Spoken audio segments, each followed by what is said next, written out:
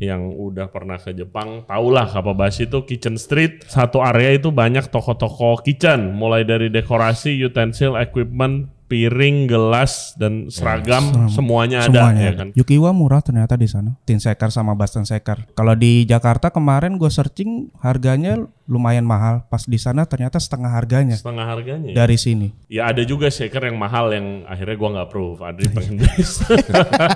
Yang sejutaan deh. Yang ada ukirannya segala macam. Iya tapi ya belum lah itu ya.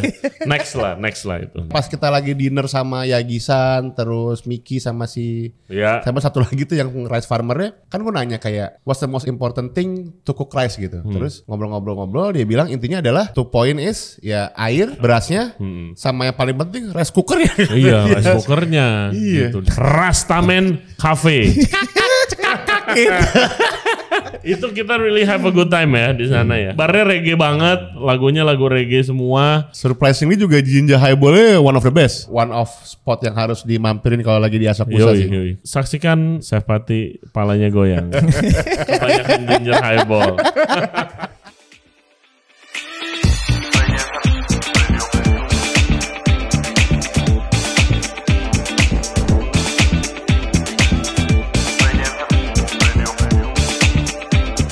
Hello everybody, thank you very much for tuning in to the show today. Jadi kalau kalian follow Instagram gua belum lama ini, itu gua abis dari Jepang bersama partner-partner gua dan juga head bar dari Bura-Bura.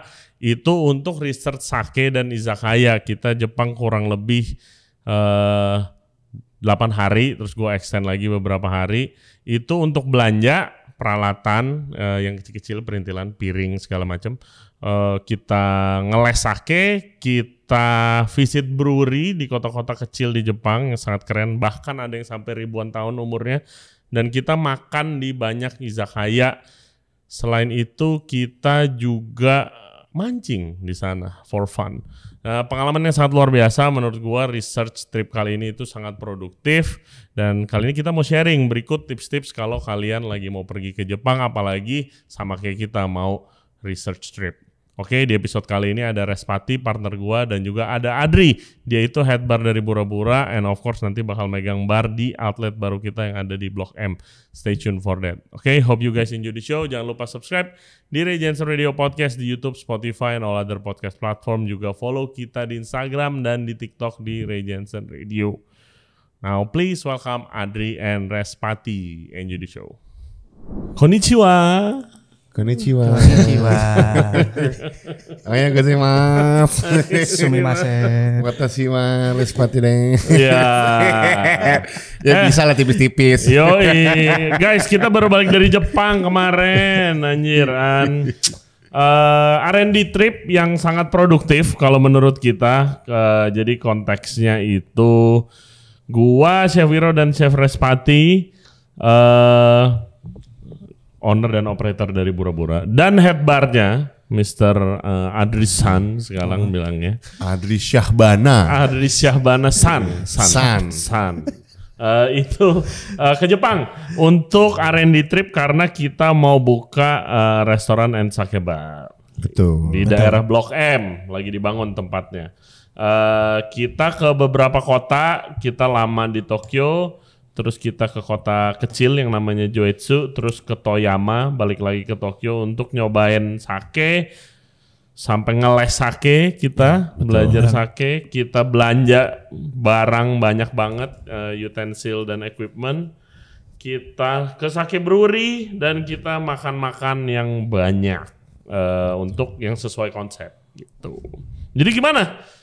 Seru Jepang sih, apalagi buat gue gitu ya yang baru pertama kali ke Jepang sih, bener-bener an eye opening experience ya. Apa lu waktu landing? Waktu landing sih yang pasti sih infrastruktur sih gue sih Beda. Sangat iri sih ya. Terus ada yang kakek-kakek ngerapiin koper doang Bener. kerjaan. Koper keluar dirapiin dulu biar nggak benturan. Itu gila sepele banget sih dan berdedikasi tinggi. Koper kebalik pun diberdiriin. Terus ada pride tuh di situ tuh. Padahal koper doang. Karena kalian komen kan, terus waktu gua balik ada juga Kayak gitu juga. di Soekarno-Hatta. Oh. Tapi berdiri doang main HP, kopernya sih nabrak-nabrak. Kalau Adri gimana, Dri? Lu pertama kali keluar negeri kan? Pertama kali. Luar biasa. Dan langsung ke Jepang lah gitu. Keren. Dan kalau gue ngelihatnya pas ke Jepang pertama kali, ya modelannya yang harus cepet lah jatuhnya. Nggak kayak di sini. Maksudnya? Bedanya itu kalau di Indonesia, lu nggak bisa lama-lama. Kalau di sana tuh yang lu ngapa transaksi apapun lo harus cepat. Kalau nggak di belakangnya itu kayak modelannya, lu kayak mukanya agak aneh. Gitu. Tapi tetap sama susah ngerokok. Iya. Susah ngerokok. Jadi guys, kocaknya kita nyari tempat ngerokok kan rada sulit ya di Tokyo. Terus kayak ada gambar ngerokok di depan. Kita pikir bisa ngerokok di depan 7-Eleven. Iya, kita ngerokok tuh cas. Tiap hari udah hampir berapa hari kita ngerokok, terus kayak orang sering liatin kita senyum-senyum. Nggak taunya tempat ngerokoknya di dalam. Taunya ada smoking room di dalam 7-Eleven-nya. Dari awal gila banget sih. Untung gak ketahuan Pak Polisi. Nah, kalau ketahuan denda tuh. Iya, kalau ketahuan denda. Jadi guys, kita kan mau belanja di daerah yang namanya Kappabashi. Mungkin kalian kalau chef yang udah pernah ke Jepang tahulah Kappabashi itu kitchen street, di mana satu area itu banyak toko-toko kitchen, mulai dari dekorasi, utensil, equipment, piring, gelas, dan seragam, semuanya ada ya kan. Kita belanja all in one place lah ya. Harganya apa? Sepertiganya, setengahnya, sampai sepertiga ya gak? Lu kan yang setengah sepertiga sih nyampe sih. Setengah. Gila. Especially for certain type of kayak plateware, terus utensil, terus alat makan sih murah banget ya. Yoi. Kayak lu kayak saucer gitu, berapa ya? 200-300 yen gitu. Iya, 20.000, 30.000 lah di sini. Iya. Dan dudukan sumpit 10.000 perak. Bentukannya pun udah aneh-aneh tuh, warnanya Lucu. macam-macam, lucu banget. Modelannya beda-beda. Iya. Modelannya. Dan tips pertama dari kita itu kalau kalian belanja di Jepang, kalau piring-piring yang keramik itu bagus-bagus, cakep-cakep, murah. Betul. Dibandingin di Jakarta kali ya kita bilangnya. Dan variasinya pun banyak banget. Iya, variasinya banyak banget kan. Jepang kan piringnya kecil-kecil tuh kan. Apalagi konsep kita kan nanti izakaya. Tapi kalau yang berbentuk kerajinan tangan seperti bambu dan kayu itu jauh lebih murah di sini. Mahal banget. Biarpun kita BM juga beli juga. Kita beli kayak basket. Kita beli kayak basket buat bambu gitu. Penyajian tuh kecil kayak cuman berapa? 15 cm kali ya? Iya. Itu berapa? 100.000. 100.000. Tapi karena cakep banget kita pengen. Bagus sih. Iya bagus. Terus Adri kayak sendok semen. Kayak sendok semen. Oh, yang gede banget ya? 1 juta. Dan kita tinggal Kappabashi tuh deket daerah Asakusa, di mana itu kayak kota tuanya Tokyo. Jadi di sana banyak yang cultural lah gitu. Dan tempat makan pun juga banyak banget yang seru-seru sih. Izakaya juga banyak banget kan kemarin. Betul. Banyak bar dan izakaya di sana. Dan ya kita sih milih itu karena ya 2 menit dari Kappabashi karena bawaan banyak. Dan juga kita untung dibantu sama Chef Medi ya kan, dikasih nama ke forwarder yang bisa ngirim barang juga gitu kan. Shout out to Chef Medi dan Masta. Thank you.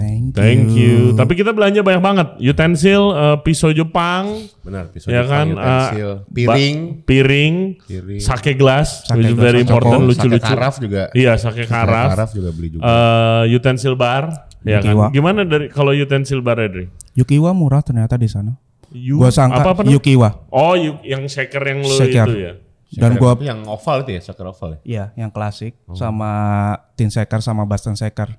Kalau di Jakarta kemarin gua searching harganya lumayan mahal. Pas di sana ternyata setengah harganya. Dari sini. Dan kualitasnya ternyata bagus juga, tebel juga. Dan gelas sih kan. Wah, gelas Ochoko Cup-nya tuh gelas yang macam-macam. Kita nggak beli karena takut pecah, tapi kalau kalian berani gitu kan bawa bubble wrap yang rapi. Yang gelas-gelas tipis yang justru kita cari kan, itu murah banget di sini, gila. Berapa? Sepertiganya dari harga sini malah. 500 yen ya ada?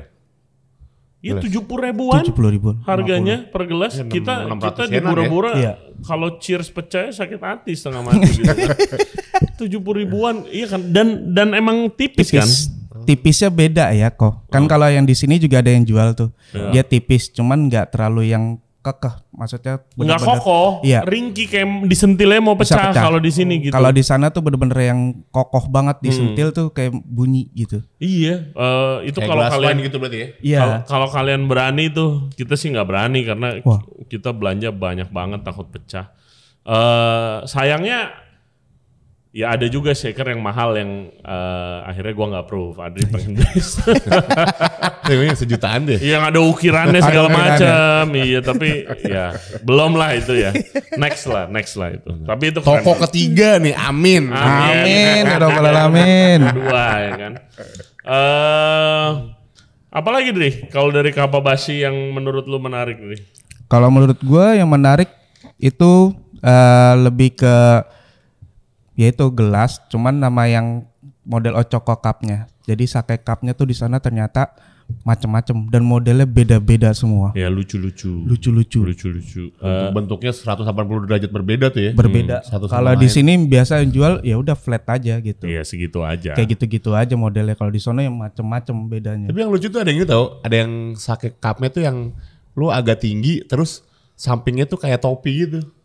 Yang kayak pas kita makan di Izakaya pertama tuh. Yang Sakazuki, yang kita beli di toko bambu itu. Iya. Kan Sakazuki-nya, kalau Sakazuki kan ada yang kayak ceper terus gitu. Ini kan dia kayak si sake cup agak tinggi terus dia pinggirannya kayak topi gitu. Kalau yang kotak itu tuh apa sih dia namanya?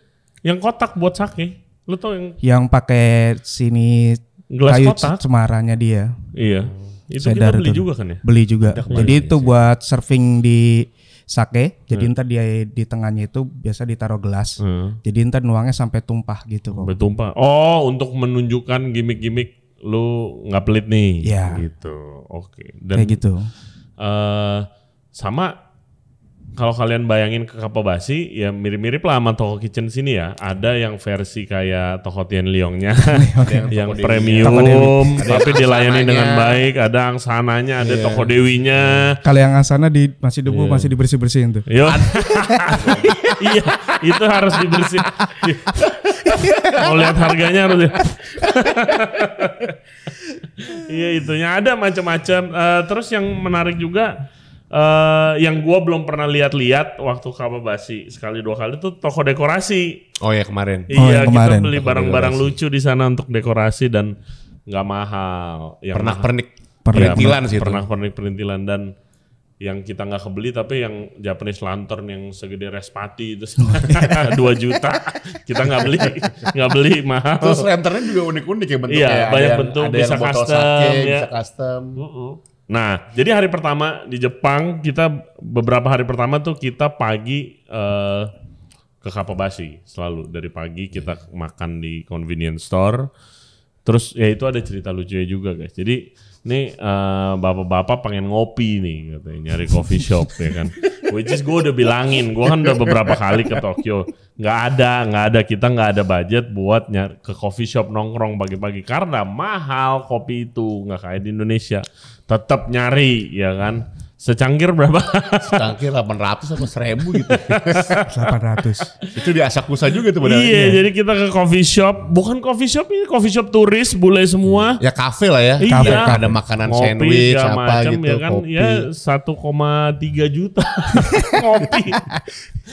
Gua nggak ngopi, gua cuma order sandwich karena harganya sama kayak kopi ya kan. Akhirnya semenjak itu kita selama 10 hari di Jepang tiap pagi breakfastnya minimarket. Wonda. Oh Wonda ya kopinya ya. Wonda. Kopi ya. Tapi yang lucu juga surprisingly kayak merek-merek yang selama ini kita tahu cuman jualan bir gitu ya kayak Kirin, Suntory, ya, Asahi. Ternyata mereka di sana di Jepang pun. Suntory justru air kan. Iya. Ada air, ada kopi. Yoi, lengkap. Kayak brandnya banyak banget gitu. Yoi. Hey guys, kalau kalian enjoy the podcast so far, thank you very much dan jangan lupa subscribe di Ray Jensen Radio Podcast. Back to the show. Kita sampai di Jepang itu malam ya dinner time kan. Sore tanggal berapa? Tanggal 8 sore. Kita menuju Asakusa tuh 1,5 jam lah, hampir 2 jam. Terus habis itu kita ketemu sama temen gua Miki gitu. Shout out to Miki, ini dia nggak bakal nonton sih, nggak ngerti. Thank you Miki. Thank you. Tapi Miki ini local guide kita lah ya. Dia emang doyan makan dan doyan minum. Terus kita cerita konsep yang mau kita buka, terus dia bawa kita ke tempat-tempat makan dan minum yang bener-bener menurut gua bener-bener kayak kena banget gitu. Spot on sih. Spot on semuanya. For the trip. Yes. Pertama kita ke Katsuchi Izakaya. Ini menarik. Itu hitungannya kalau kata mereka sendiri pun, kalau kata Julia juga ya. Iya. Itu juga jadi salah satu sake bar Izakaya dan sake bar hits. Iya, di daerah Asakusa. Di Asakusa. Kita ke sana malam-malam itu for snacks. Izakaya di sana beda sama di sini ya karena beda. Ya, Izakaya aja gitu. Iya, Izakaya Snacking, nggak ada mabok. makanan berat. Benar. Cuma minuman sama snacks. Ke Katsuchi kita. Nah itu pertama kali ya gue ke expose sama kayak budaya minum sake yang proper gitu di Jepang aslinya kayak ini ada sake rata-rata sakenya bukan botol segini guys. Gede banget. Botolnya botol gede itu berapa liter ya? 1.800. 1.800 liter. 1.800 kalau yang gede gitu. Iya, itu ada gak sih di sini? Ada. Ada ya? Ada. Ya maksudnya kita mestinya begitu juga sih. Bisa. Dituangkan jadi kelihatannya festif banget gitu kan. Iya, Dituang jadi ke datang meja. nih guys, sake botol gede. Gua pikir kayak anjir, ini gimana abis ini ya pertama gitu. Baru pertama duduk gitu. Nggak taunya dikasih karaf yang 180 mili kan. 180. Nah, sakenya dituang di situ. Botolnya diberdiriin dulu, stay 10-15 menit buat lu foto-foto. Habis itu lu minumnya dari sake karafnya, di mana lu pilih gelas lu sendiri. Dan itu dan itu ditaruh di pojok sendiri, kita milih sendiri ya. Iya. Nggak di serving dari servernya gitu. Iya, ditaruh di kotak gitu kan. Udah lu pilih sendiri gitu kan. Iya. Very casual sih ya, very casual. Sama yang gua kaget itu kok dia ternyata pakainya tuh bowl di sana karafnya. Dan bukan karaf yang keramik yang puring gitu. Puring takuri gitu. Jadi di sana yang benar-benar bowl kayak bowl maca gitu dipakainya. Nah itu gue sih kaget banget sih pertama gue lihat. Iya, itu unik. Gue belum pernah begitu. Kalau orang sini kan biasa langsung dari botol tuangnya kan. Iya. Tapi kalau botol 1,8 liter ya sulit juga. Tapi menarik. Jadi itu harganya juga nggak mahal kan di sana. Murah. Kayak sekitar 150 ribuan tuh buat satu karaf. Terus makanannya sih. Makanannya sih menarik banget ya. Makanannya kayak, sangat menarik banget sih Katsuchi kayak itu. Selama ini mindset kita tuh soal izakaya tuh makanannya ya kayak gitu. Itu aja gitu. Lu kan baru pertama kali ke Jepang. Kalau izakaya di Jakarta kan basically restoran lah. Betul. Resto and bar kita bilangnya jadi restoran yang proper makanan gitu ya. berat gitu segala macam. Bahkan ya tempat kita nanti juga menyajikan makanan berat kan. Betul. Nah, lu lihat selection menu izakaya yang pertama tuh gimana yang Katsuchi? Soalnya sama sekali nggak ada berat. Nasi aja kagak ada. Kagak ada. Iya. Tempura pun dia sajiin ya tempura hotate gitu. Sama sayur. Sama sayur udah that's it. Itu yang paling berat sama tuna chicken. Itu doang paling berat sama tuna chicken. Dan tuna chicken cuma dicop lama udah. Iya. That's it. Bukan, itu aji. Oh, itu yang aji enak banget. Iya. Yang top banget kan. Yang bawahnya ada si olive itu. Itu aji ya? Yang ikan kembung dicop sama spices kan itu. Sama wasabi. Wah itu enak sama banget. pickle apa? Pickle edamame. Edamame sih enak banget. Wah, ya, itu sih mind blowing sih. Itu kita dari Katsuchi itu kita ada beberapa yang kita mau highlight lah ya. Highlight dan mungkin akan ada kita testing. Pertama tuh pickled edamame. Itu menarik banget sebenarnya. Rasanya pun enak. Kayak mau di pairing sama sake any kind gitu ya. Itu sih masuk banget sih ya. Yes. Jadi very complimentary the sake and sake would be complimentary the food gitu. Betul. Dan ini buat konteks guys ya. Adri ini susah makan, ya kan? Jadi gue sebagai yang ngatur flow dan pegang duit dan ngatur schedule rada sulit, ya kan ngurusin Adri makan. Tapi kalau Adri bilang pickle edamame-nya enak, berarti emang enak banget. Enak, gitu enak kan. Sumpah. Iya interesting. Jadi makanannya emang udah didesain buat komplement sake, sakenya didesain buat komplement the food. Yes. Itu yang the real izakaya. Dan karena kita sakenya cuma 180, kita nyobain banyak banget tuh. Banyak banget. Banyak 6 banget apa 7 ya? Iya. Kalau nggak salah 7 varian. Very interesting. Dan makanannya pun datangnya tuh nggak langsung sekaligus kayak satu. Iya, iya. Itu juga menarik ya. Budayanya sih beda sih ya beda, sama kita sih. Bener sih. Bisa gak ya begitu? Enggak ya? Kalau menurut gue sih bisa. Emang harus di-educate sih balik lagi. Cuman satu. Karena emang bukan tempat makan, ya kan Pak Pati. Terus yang kedua itu ada ikan kembung, aji. Ikan kembung kan ya? Ikan kembung. Kalau di Indo ini ikan kembung. Dia dicop sama wasabi sama bumbu-bumbu yang lain lah. Ada apa? Ada kayak pickle apa namanya? Jamur kuping ya? Ya, sama pickle jamur itu kuping sih menarik banget. Jamur kuping itu juga sangat enak. Tapi menurut gua kalau itu kan kayak tartar ya. Iya. Kalau mungkin di restoran kita harus ada tadahannya kali crackers atau apa gitu. Harus ada teksturnya sih. Iya. Tapi enak banget sih. Sama itu sih yang awal-awal kita datang tuh kita dikasih kayak apa? Konnyaku soak kayak in soy sauce gitu sih, itu juga enak banget. Oh itu gue kurang kena. Itu dia nggak doyan tuh. Adri sih nggak makan sih. Gue makan yang. Iya dia nggak makan tapi makanya gitu. Nggak doyan kan. Iya. Teksturnya aneh sih. Ya konnyaku di braise kan. Iya. Itu gue kurang kena lagi sih. Tapi mungkin emang budaya makannya ya seperti itu gitu kali ya. Lu nggak makan makanan yang porsinya besar. It meant to be shared. It meant to be eaten by sake. Terus ya jadi teman buat ngobrol sama buat hahaha aja gitu. Berisik banget. Tempatnya orang pada ngobrol ketawa-tawa. Dan rata-rata sih kelihatannya sih ya 9 to 5 office worker ya rata-rata yang salaryman. Kalau di Jepang bilangnya. Tempat salaryman. Iya, very nice. Dan terakhir tuna chick yang rada ke highlight lah. Tuna chick lumayan interesting lah. Pipi tuna. Terus karena itu makanannya cemilan doang, of course kita masih lapar lah orang Indo ya kan. Seharian. Pak Pati udah ngomel di pesawat, makanan keduanya cuma dikasih roti ya kan. Kalau gitu gue bawa wine glass tuh sekalian tuh. Sama tuh. Iya kadang di pesawat pengen diubius ini gue minta champagne ini. Kan boleh ya gratis. Habis itu kita nyari bakar-bakaran di mana Miki tanya kita mau makan apa gitu kan. Terus habis itu gue bilang dari dulu gue pengen makan Horumon barbecue. Horumon adalah jeroan campur-campur tuh, di sana ada jeroan babi sama jeroan sapi campur-campur. Yang dibawa kita tuh tempatnya Korbek style, Korean style barbecue, tapi nggak ada daging guys di sana. Purely jeroan dan lidah ada. Iya kan? Daging juga ada. Daging tapi seleksinya nggak banyak. Iya dikit paling banget. 1, 2 that's it. Terus sisanya kayak lu offering mereka tuh ada intestine-nya ada mungkin 4, 3 macam gitu. Large intestine, small intestine ya. Babi, sapi. Terus lu ada babat yang unik tuh. Babat yang dingin. Babat yang dingin tuh menarik banget sih. Betul.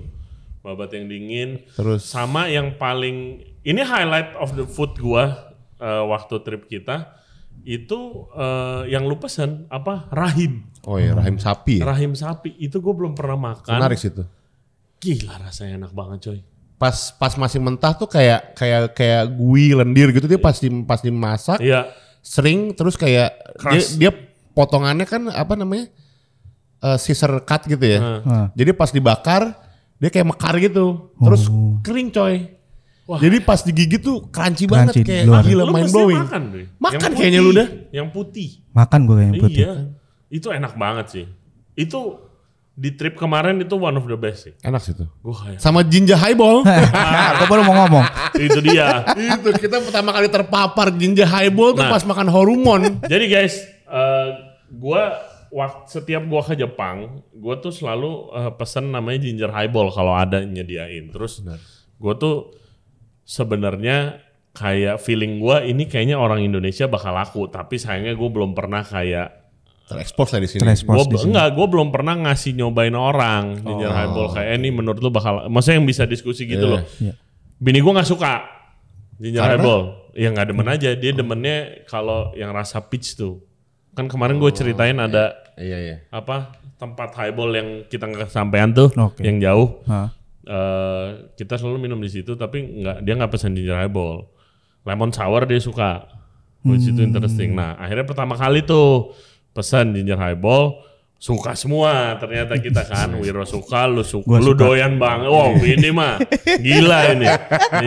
Ini bukan doyan lagi, cinta kayaknya. Tapi enak banget itu pas yang di hormon sih, gue pikir kan anjing apaan sih ini, paling cuman ya highball dikasih ginger sirup aja gitu, tapi enak banget.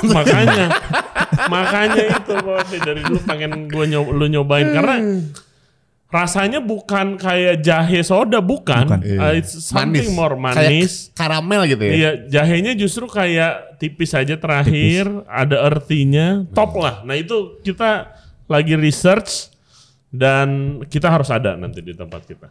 Gitu. Itu udah pasti itu. Dan ya itu kita minum banyak banget. Ginger highball di tempat Horumon sampai udah close bill. Mesen lagi terus dia ngomel sampai dia bete. Lah kan jajan. Kan kita bayar. Ya, dan di situ kita ketemu teman gua lagi namanya Hisashi. Dia bantuin kita untuk beli rice cooker. Bener. Beli rice cooker sama large equipment karena beberapa toko B2B di Jepang ya lu nggak bisa perorangan, lu harus as a business belinya gitu beneran. Dan gitu lu harus jadi member deh kalau iya, lu perlu membership atau nggak jual ke foreigner ya kita pakai jalur ordal lah ya kan. Rice cookernya, nah kenapa rice cooker penting banget? Jujur gue juga bingung karena gue nggak pernah kerja di restoran Jepang. Coba Pak Pati, sepenting apa rice cooker Jepang mahal kita itu? Jadi kita sempat ngobrol-ngobrol sama Medi, sama Masta, sama Uken ya, sama Buluk malah ya, sama Chef Buluk. Kita ngobrol dari yang waktu acara di Peggy itu loh. Gue dijelasin di briefing. Kayaknya dari yang pas kita makan di Koi deh waktu itu. Yang masih nyari tempat tuh space. Kan ketemu sama Buluk tuh. Sama Chef Tringga. Iya kayak. Terus lu nanya kan ini enak banget nih nasi. Iya ini nasi. Gue langsung sebagai tukang masak Western Chinese food biasa. Nanyanya kayak berasnya apa gitu doang dong. Kayak berasnya apa ya? Oh bukan berasnya ternyata. Iya, airnya. Air, cara masak sama rice cookernya tuh pun. Rice cookernya beda. Kayak pas kita lagi dinner sama Yagi-san, terus Miki sama sama satu lagi tuh yang rice farmernya. Kan gue nanya kayak what's the most important thing to cook rice gitu. Terus ngobrol-ngobrol dia bilang intinya adalah ya 2 point is ya air, berasnya, sama yang paling penting rice cookernya. Iya, rice cookernya gitu. Dan ada 2 brand, satu Tiger, satu lagi Yojirushi. Itu yang paling top of mind lah di Jepang dan kita pakai Yojirushi itu kita beli buat di tempat kita nanti. Tempat kita. Semoga nggak salah colok terus-terusan. Jadinya aku nanti.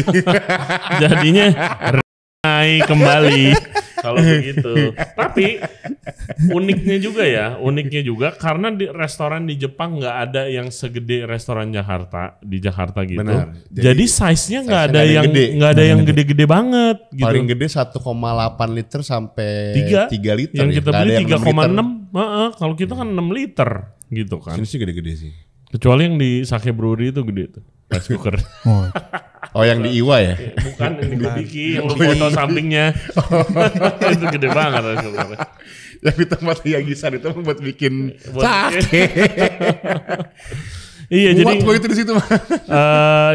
Teman kita Hisashi bantuin beli, terus kita beli griddle juga karena kita mau bikin pancake Jepang nanti di sana. Ya kita beli di situ rice cookernya. Terus habis dari situ next day kita ngapain tanggal 9? Belanja lagi. Belanja. 3 hari awal tuh kita belanja. 3 hari awal tuh kita belanja. Iya, belanja lagi. Dan yang kita bingung tuh di Jepang itu enggak 4 hari. 4 hari ya? 4 hari kita belanja. Dan yang kita kaget pun toko di Jepang tuh buka jam 11 pagi, bukan jam 10 pagi. Awal udah ready kita. Iya, udah seneng nih. Udah ready. Udah nyampe depan toko. 8:30 masih pada tutup nih. Buka jam 11 semua Nora ya kan. Terus tutup rata-rata jam 5.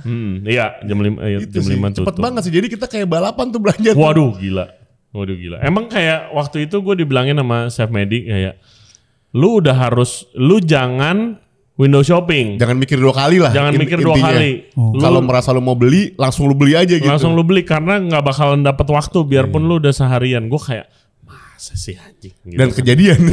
Kejadian. Hari terakhir kita literally lari-larian. Itu nyari apa ya? Nyari sake karaf ya? Sake karaf. Sake karaf sama sake gelas. Sake sama gelas. gara-gara toko piring kita nggak punya banyak yang sold out yang kita udah pilih. Iya. Gitu. Bener sih. Kayak apa sih? Bowl buat nasi itu ya banyak banget ya. Dan apa? Tips kedua, nah itu guys, kalau belanja di Kapabasi kalian lihat, beli dia langsung. Harga, kalau cocok atau jangan kayak coba lihat toko sebelah. Kalau misalnya kemahalan baru cari. Tapi kalau cocok budget langsung. Kalau nggak bakalan kekejar. Toko yang pertama sih harga sih oke banget sih. Cuman emang mungkin stok balapan tuh ya. Iya. Dan kita ke toko. Jadi teori kita tuh kalau tokonya bagus harganya mahal kan. Jadi kita tapi ke kebalikannya. Kita ke toko yang paling berantakan. Tapi lama dia nyari dulu. Kadang udah nyari kita udah nunggu setengah jam stoknya habis. Terakhir cash only kita kagak.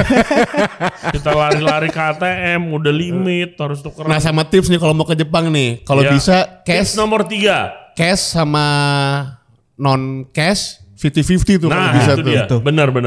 Daripada lari-larian ganti-ganti. Benar. Jadi kalau kita kemarin kita siapin duit budget belanja kita itu di satu rekening terpisah.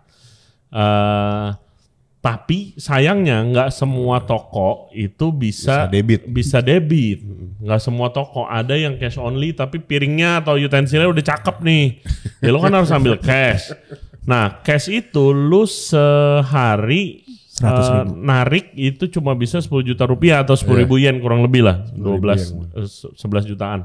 Nah itu baru bisa 24 jam lagi. Itu kita nggak tahu. Itu sempat ribet tuh kita. Nyari-nyari ATM. Iya, akhirnya kepake duit personal dulu, duit personal gua, duit personal Pati.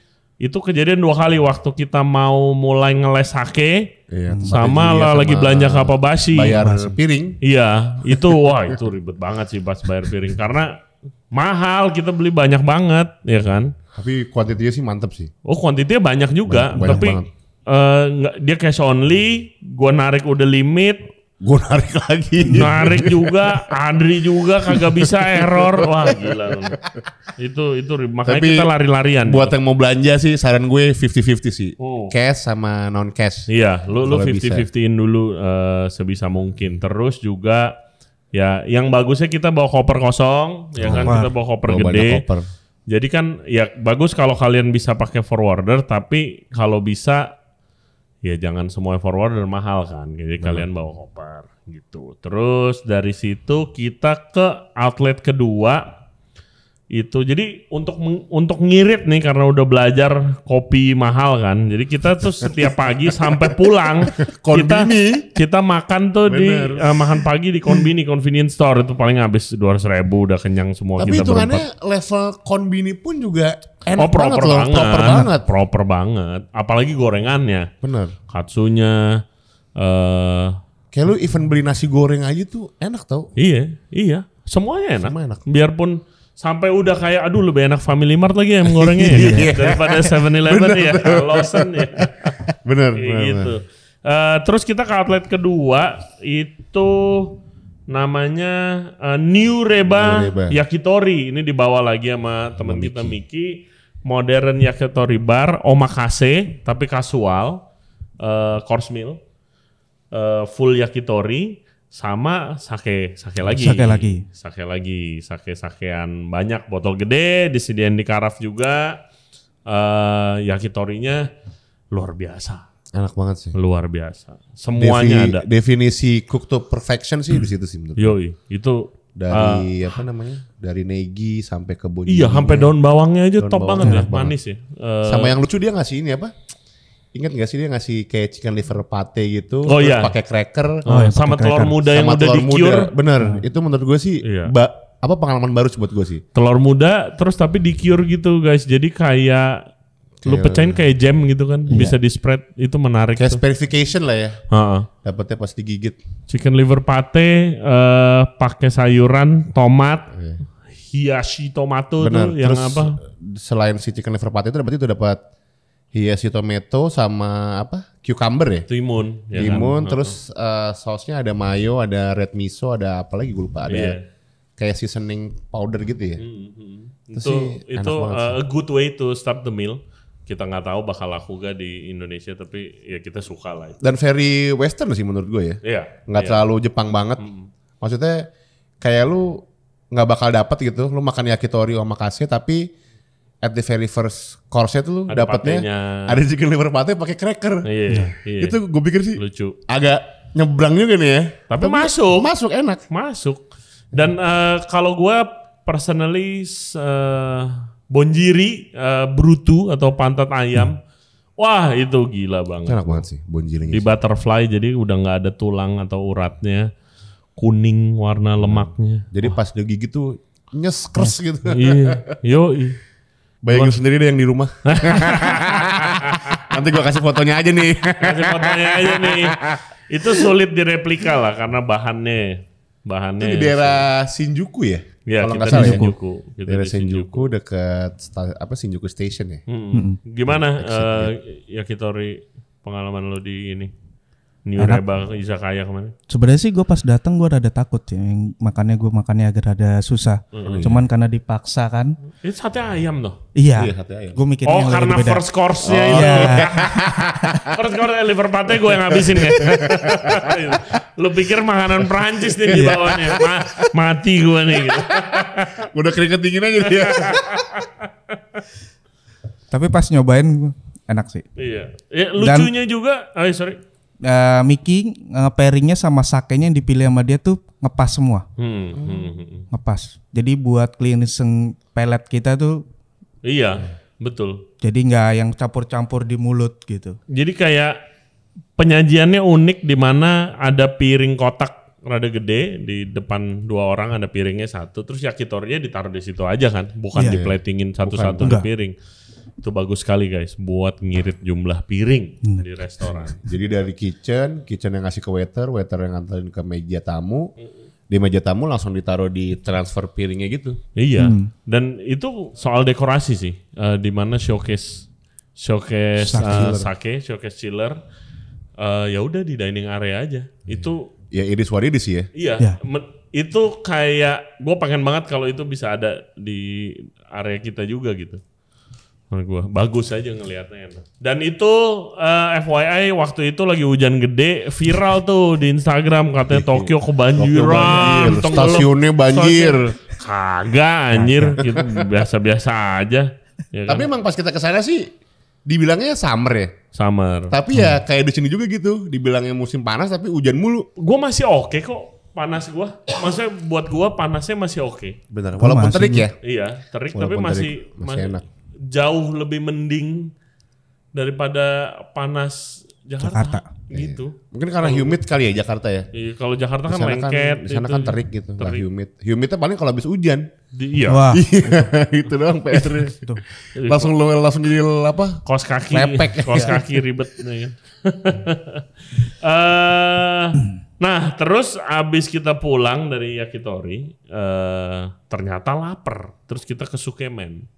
Iya, Sukemen. Ada jam 4, dia sampai tutup sampai jam 4. Terus akhirnya kita makan, tutup jam 4 pagi dia, makan Sukemen. Gue belum pernah makan Sukemen, exciting, itu juga enak sih, Sukemen ramen. Enak Sukemen.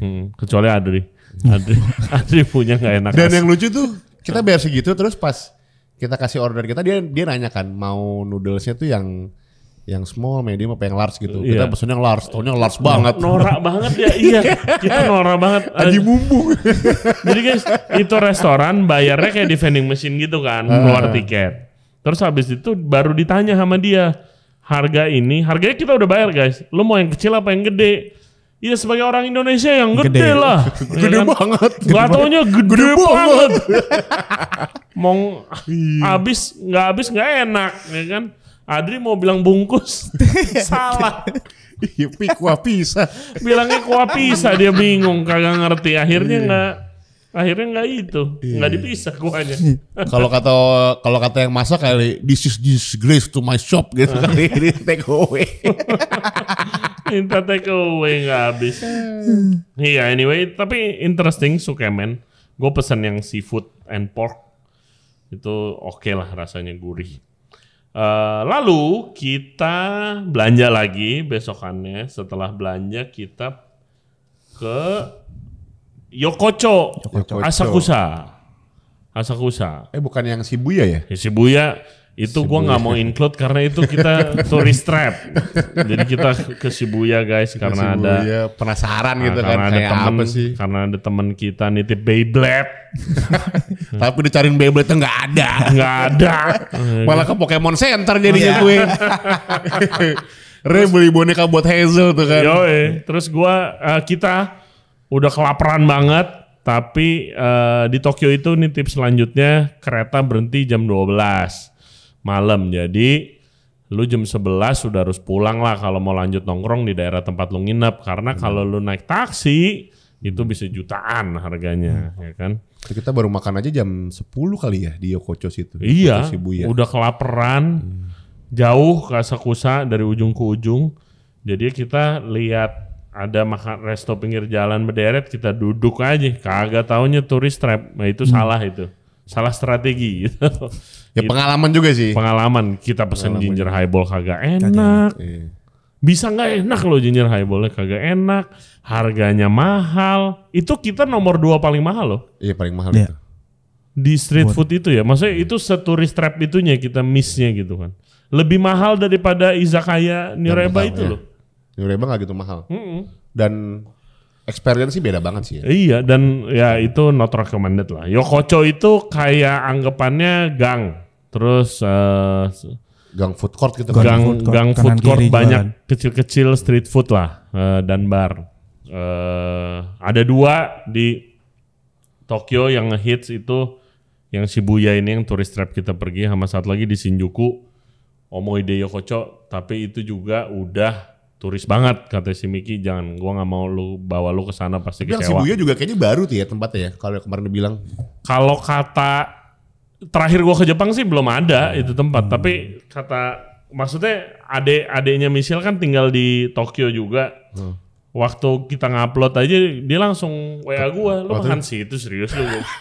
Iya lagi anjir, mahal kagak enak gitu. Nah setelah itu besokannya kita belanja lagi, habis itu kita ke Yokocho yang di Asakusa. Nah itu baru top. Itu lokal, full of anak muda yang seumuran kita lah ya. Muda, salaryman, iya, harga makanan kerja, murah banget. Murah. Konsepnya unik guys, jadi satu jalanan gitu di depan rukonya dia buka tenda, satu jalan. Kebanyakan Chinese and Korean influence, Japanese. Izakaya nggak ada makanan berat. Karena waktu itu Chef Pati mau pesen nasi, kagak ada. Pesen ada chicken karage tapi nggak ada nasi. Tapi surprisingly ginger highball sih top ya. Yang pertama kali ginger highball oke. Terus sour apa? Lemon sour. Lemon sour iya. Enak. Lemon sour itu juga kita mau adain guys. Jadi itu dia pakai apa ya, di vodka ya? Vodka, soda, sama lemon ya? Sama lemon doang. Iya, itu juga orang Jepang pada harga di sana sih murah banget sih. Kayak pas kita hari terakhir tuh ya, kita belanja di supermarket tuh. Iya. Gila sih. Suntoru cuma pego cuy. Iya. Ginger ale 10.000 perak. Itu dah cuma 100 yen. Terkejut juga tuh gitu dengan belanja di supermarket dari kemarin masak sendiri. Iya, lebih murah daripada convenience store. Bener. Ya kita di Yokocho, konsepnya unik di mana lu kalau mau duduk, lu harus pesan minum, bukan makan. Lu harus pesan minum minimal seorang satu, habis itu makanannya terserah. Banyak unik-unik di mana gue lihat kayak ada jeroan stew iya, gitu. Jeroan stew, ya kan, jeroan. Terus apa sih? Ehire juga ada ya kemarin. Iya, ehire kita pesan, kita terus, nyobain bir, nyobain itu. Kayak tofu stew pakai daging gitu juga ada tuh, sama yang stew jeroan tapi ada 2 macam kan tuh. Iya, macam-macam. Banyak. Jadi orang Jepang tuh demen makan jeroan kalau sambil minum kayaknya. Yang aneh-aneh. Kita juga baru tahu tuh ya. Tulang hiu lah, ada tulang pari, jeroan, ya macam-macam begitulah. Mungkin jatuhnya kayak lebih kayak yatai kali itu ya, yang di Yokocho di Asakusa. Iya, kayak yatai gitu. Warungan gitu. Pada seneng karena akhirnya boleh makan sambil ngerokok. Iya kan. Susah tuh nyari tempat. Susah nyari tempat begitu, ya kan. Jadi kita beberapa kali ke sana, akhirnya hari terakhir kita ke sana lagi kan. Ke sana lagi. Terus karena kita lagi ini banget nih, ginger highball banget kan, terus udah kesakean lah kita, karena kita juga di Shibuya itu ke bar namanya Mirai Sake Bar, di mana konsepnya menarik juga. Dia satu tempatnya tuh sake semua tuh, showcase sake dari yang ada new style, original, premium, modern style, dan dia itu free flow 1 jam ya? 1 jam. 1 jam free flow terserah lu. Ada satu showcase. Tapi lu harus ngabisin minuman lu dulu sebelum pindah ke botol lain. Itu wah kita sih aja mumpung kita nyobain banyak banget ya. Dan kita nggak ada yang bisa bahasa Jepang ya, jadi nggak tahu apa, foto langsung minum. Gimana, doain nggak? Oke, next lagi. Itu kita belajar banyak banget sih. Karena kita mau ngeles sake, hari berikutnya baru kita nanya kan, by foto ini apa gitu. Tapi nama sakenya enak ya? Nama sake enak. Nama sake unpasteurized sake. Gue nggak tahu kalau lu sih Dri sebagai bartender, tapi kayak gue kan belajar sake dengan ngobrol-ngobrol sama orang yang ngerti di sini gitu kan. Ternyata ada banyak apa ya, gue bilang kayak mispersepsi sih gue bilang. Persepsinya gimana tuh? Pertama, sake harus begitu dibuka harus habis. Oke.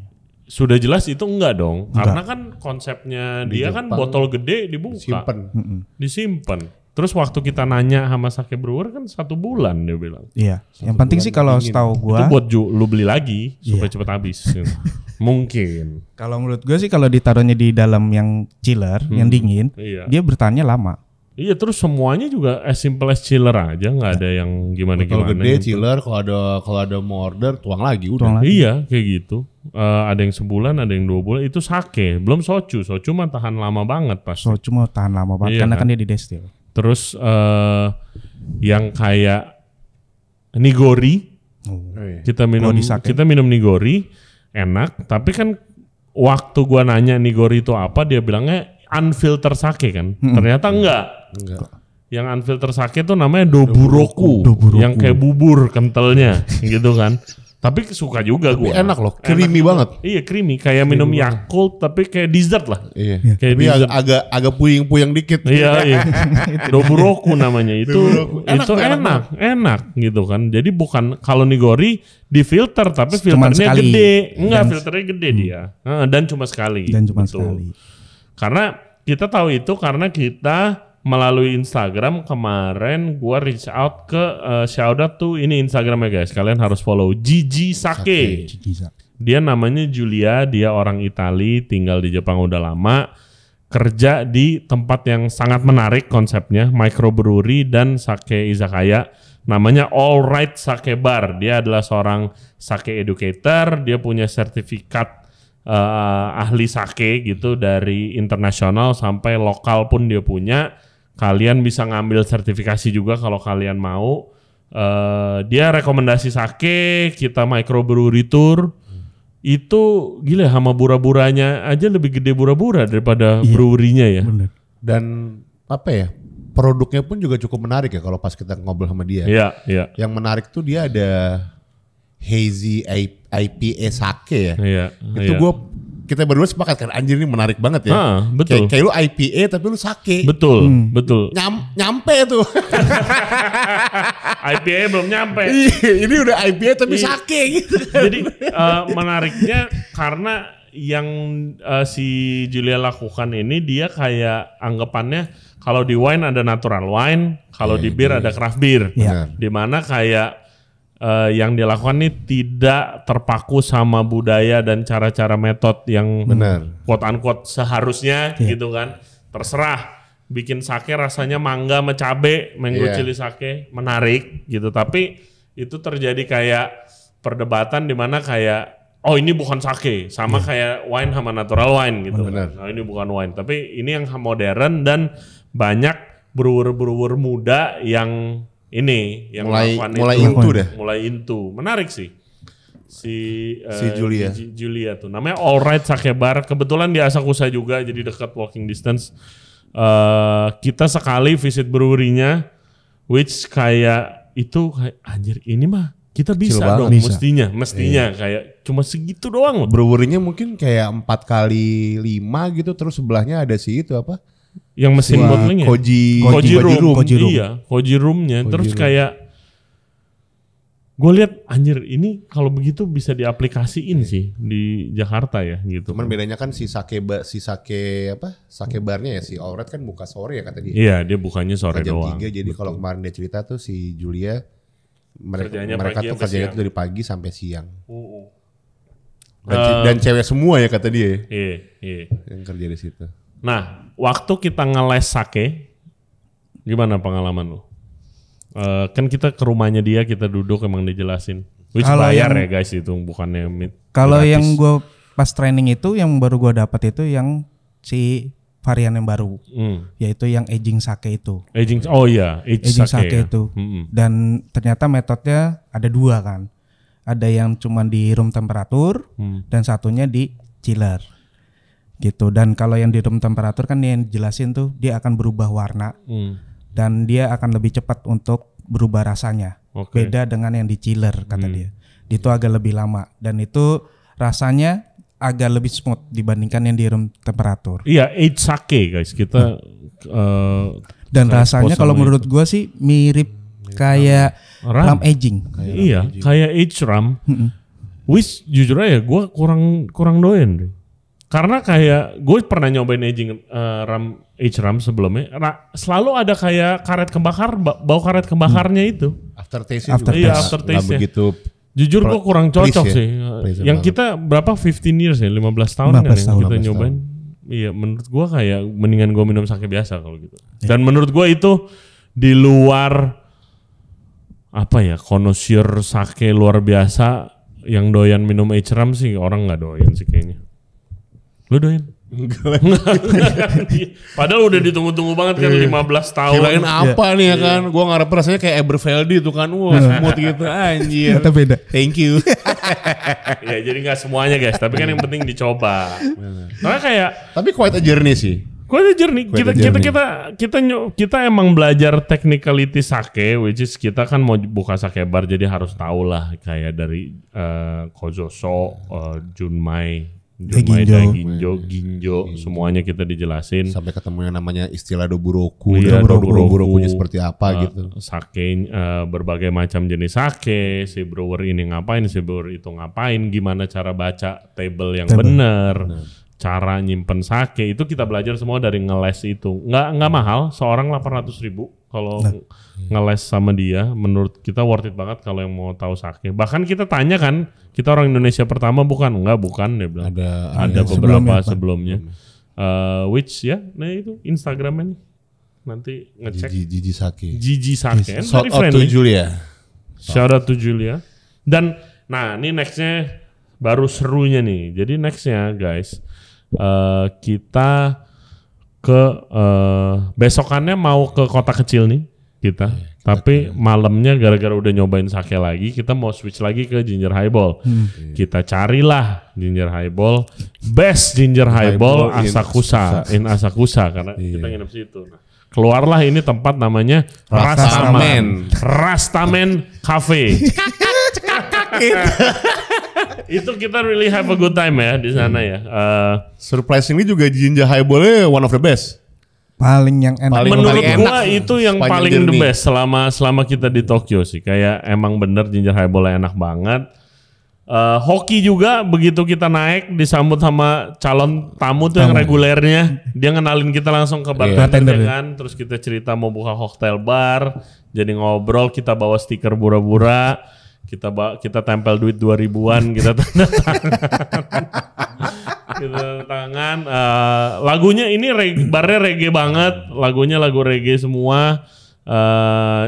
Saksikan ini Chef Pati palanya goyang. Kebanyakan ginger highball. Sorry. Tapi emang enak banget. Ya kan, terus lemon sour juga enak. Lemon sour enak.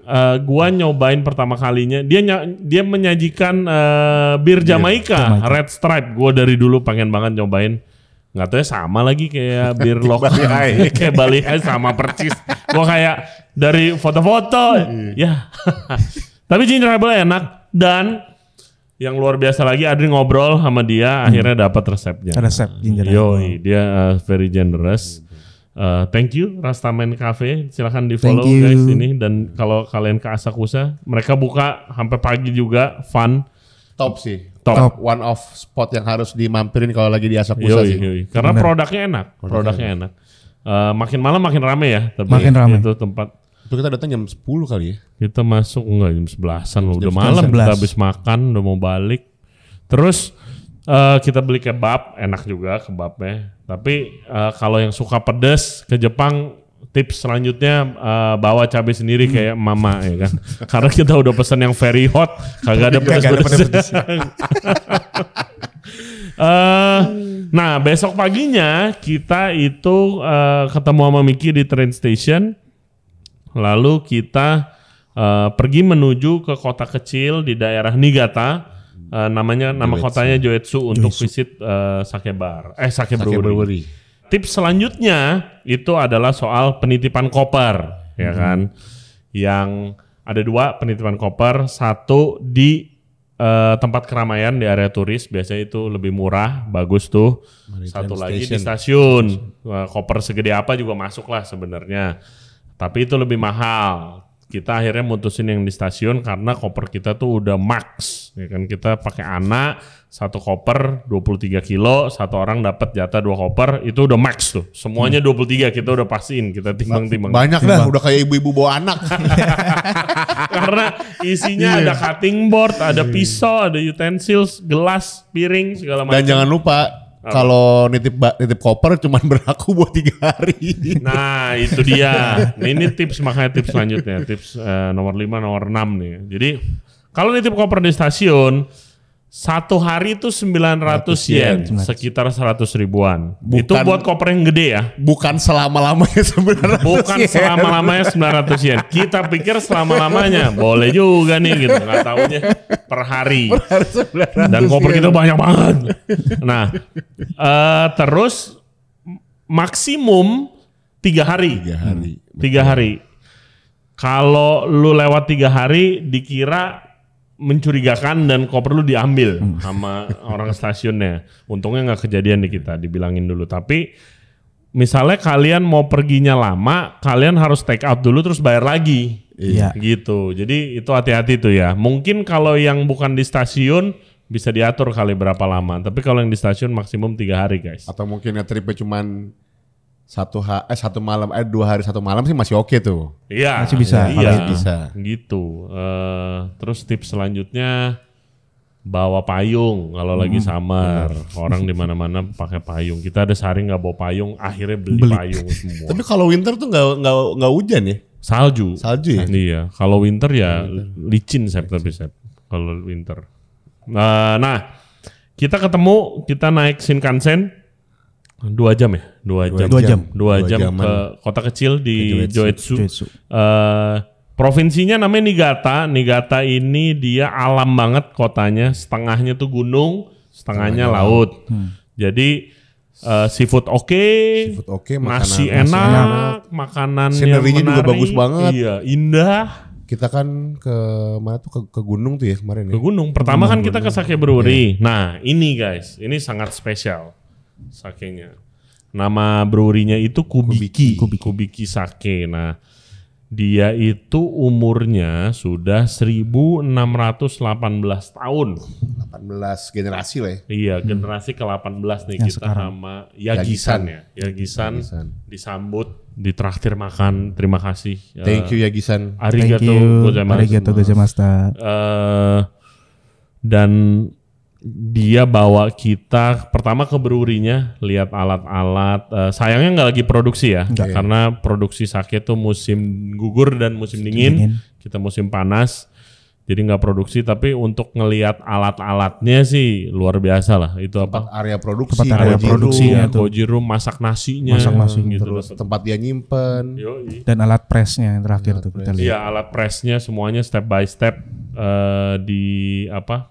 dibawa, kita dijelasin, dia sangat antusias. Terus, nah ini yang bikin trip kita hoki banget juga. Kalau kalian nonton podcast sake kita sebelumnya, itu dibilangin salah satu hal yang membuat sake itu sangat rumit dan sangat sulit untuk dipelajarin Karena kebanyakan brewery sake mayoritas itu nggak mau kasih tahu nasinya dapat dari mana. Beda sama wine. Jadi kalau wine kan kalau lu minum misalnya daerah Bordeaux, ya itu wine-nya Bordeaux. Oke, bisa di research. Klasifikasi gitu ya. Iya, bisa di research. Oke, di Bordeaux numbuhinnya jenis anggur apa, budayanya nanam wine style apa. Kalau sake tuh enggak. Kalau kalian produksi sake di Jakarta, mau nasinya dari Bogor atau dari Thailand, nggak tahu. Iya. Nah itu yang buat sake secret. Itu rumit karena secret. Karena relationship si brewer sake sama si penanam nasi itu udah seumur hidup. Kalau generasi ya anaknya dia sama anaknya lagi kerja sama cucunya juga begitu sampai 18 generasi. Dan kita juga salut sama ya Yagisan sama si Kobiki ya, mereka mau buka resepnya itu. Makanya kita dibawa ke kita dikenalin ke ininya ke namanya rice farmer Kishida Farm kalau nggak salah. Kishida Farm. Sama Mr. Kishidanya langsung dibawa ke atas gunung ke area spring water ya. Spring water dan sawahnya lah. Iya. Jadi dari bukit gunung itu spring water itu langsung lewat ke sawah-sawahnya, dan sawah-sawahnya dia sendiri pun juga kayak sawahnya aja kayak kelihatan premium gitu ya. Kayak bukan sawah-sawah di Indo gitu. Enggak becek. Rapi. Sawahnya premium gitu. Mungkin berasa pun juga jadi best quality karena si spring waternya itu ya. Iya, kan betul. Dibilang juga dari pas kita kesana, kita ngobrol-ngobrol dan dibilang sama si Kishida sana pun kayak ya all year long si air spring water ini tuh 8 derajat. Iya, itu juga amazing sih. Kita coba minum, rasanya sih udah kayak aqua panah dingin tuh ya. Tapi gratis ya. Tapi gratis. Nanti ada videonya nih dari Sepre. Nguncur dari gunung nih. Iya. Buat cuci muka aja langsung melek gitu ya kemarin. Seger banget. Jadi kotanya Joitsu tuh unik kan. Ya mereka ada air pump gitu. Tapi gara-gara ada satu mata air ini, banyak orang yang buat rumahnya ya kesana buat bawa jirigen, ngambilnya buat keperluan sehari-hari. Dan di Jepang tuh ada sistem award guide lah, ada guide mata air terbaik, dan yang mata air terbaik yang ini tuh kayak top 10-nya gitu. Oh iya. Iya, karena sepanjang tahun kan 8 derajat kan. Emang beda sih guys airnya. Beda banget. Nah, si Kubiki itu dia bikin sake kan beberapa jenis. Ada yang pakai air sumur dia, well water. Ada yang pakai air gunung. Dan dua-duanya biarpun sama-sama enak tapi beda total. Dan ada yang half-half ya kemarin. Iya, ada yang half-half. Betul. Dan ada yang nggak dipasteurisasi nama sake juga, ya kan. Which is itu kita selalu cocok ya minum nama sake itu selalu enak. Lebih kompleks. Nah, ini Wakimizu ini yang dari air gunungnya nih dia nih. Benar. Dan kebetulan kemarin ini dapat sake competition 2025 dapat medali bronze. Berarti ya 3 terbaik lah ya. Yes. Nah, kenapa kita minta ini dikasih langsung sama Yagisan, bukan buat diminum sendiri, nggak ada gunanya. Kita mau kasih ke importir buat supaya siapa tahu aja jadi mau ngambil gitu, ya kan. Tapi enak banget sih. Enak banget. Dan kan kita selalu makan dan minum nih selama trip Jepang ini kan kita selalu ini cocok gak ya sama lidah Indo kan. Dan menurut gua ini cocok banget. Yang Kubiki keluarin tuh cocok semua. Mungkin bisa jadi kalau let's say bisa masuk ke Indo, bisa kita sajiin sih supposed to be one of the best. Dan bukan considered sake premium gitu loh. Bener. Ya. Karena abis itu kita ke tempat sake premium kan. Lebih gila lagi tuh fasilitasnya ya kan. Kalau Kubiki very kayak tradisional. Nah, kita di Joitsu selain itu kita dibawa ke yang interesting snow storage. Itu buat nyimpen beras dan produk sakenya guys. Basically gudang. Tapi dingininnya nggak pakai listrik, dia pakai salju dari gunung diambil, ditaruh, di storing. Saljunya itu bertahan dari winter sampai musim gugur. Musim dingin dia ngambil lagi. 10 derajat, keren banget. Dan bisa dibilang jatuhnya kayak lu bikin ruangan storage AC, tapi AC-nya pakai ambil dinginnya dari salju. Jadi mereka cuma nyediain ruangan aja. Kayak ruangan yang ada exhaust fan sama fan-nya. Jadi si anginnya itu dapat angin dingin dari si saljunya itu. Iya, itu menarik banget. Menarik sih. Pas dibuka sih kita pikir anjing ini ruangan AC, taunya sebelahnya salju. Sebelahnya salju doang. Dan kita in the middle of musim panas ya. Iya. Luar biasa. Dri, coba ceritain buat ke listener nih. Kayak lu sebagai orang yang kerja di industri bar, gimana waktu lu visit Sake Brewery yang kubikin yang tradisional udah ribuan tahun? Ya kalau gue pertama kali pas ngeliat padinya lagi tempat padinya. Kalau gue sih experience-nya pas yang nyobain airnya sih, yang spring waternya itu. Itu enak banget. Dan pas kita nyobain malamnya sake yang buatannya mereka, yang mirip itu spring water yang ini nih. Makanya gue setuju yang ini, sake yang ini nih punya mereka nih buat pemula yang baru nyoba minum sake, ini bakalan cocok. Karena bener-bener kayak minum air aja udah.